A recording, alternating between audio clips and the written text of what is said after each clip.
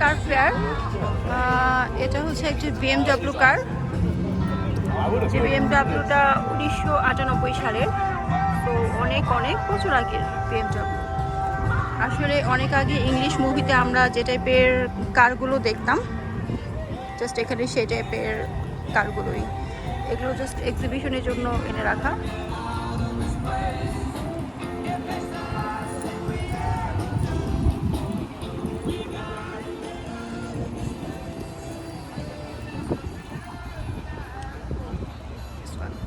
সব গাড়ি অনেক আগের গাড়ি।